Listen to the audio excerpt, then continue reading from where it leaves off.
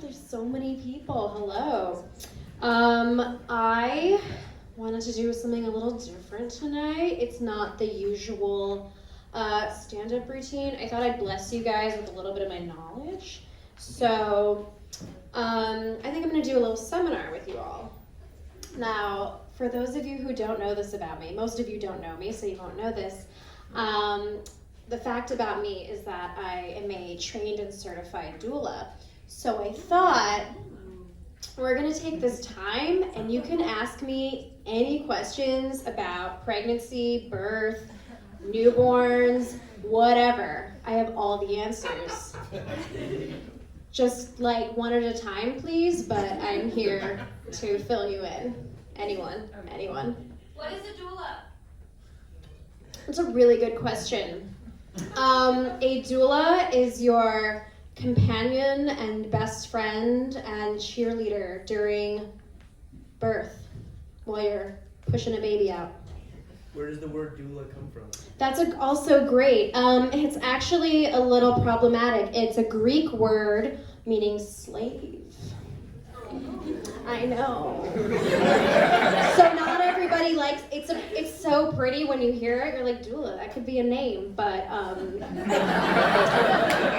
as long as you don't think about what it means, it's beautiful. Anyone else? What's the grossest part of birth? Okay, so obviously subjective. Let me turn that back to you, sir. What do you expect the grossest part of birth to be? And I'll let you know if that's true. All of it for sure. Okay.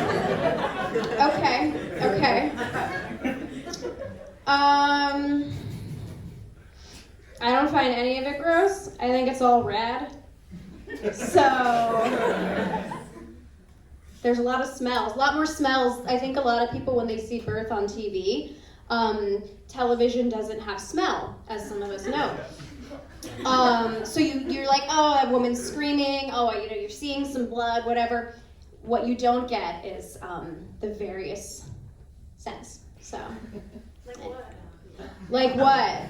Great question. So you guys know the old like my water broke, like that whole thing. So when that happens, that's actually amniotic fluid. That is the sac that the baby has been floating in, rupturing and coming out, and it has a smell. It's not a bad smell, but it doesn't smell like nothing. So it smells like something that comes from your body, use your imagination, but like it smells like something that's been inside of you, if that makes sense.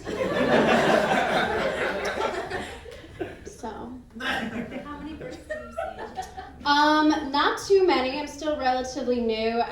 I just attended my 6th birth, so but I've only seen 5. One ended up being a cesarean section, but I personally witnessed 5 babies be born. So What are your favorite words of encouragement during the push? I usually just say, "You're awesome." Or like, because that's what they need, because at that point they're like, I can't do it anymore. So it's a lot of like, "You're awesome," or like, "You're so close," because like eventually they're like, "I'm giving up. I can't do it anymore." Do you lie about that? Who said that? Do you lie about that? Yeah, of course, because I'd have no way of knowing, especially if like it's a contraction or something. If they're going through contraction, I have an idea, like I can say like, "You're almost done with this one," but it could go on for 30 more seconds. Who's to say?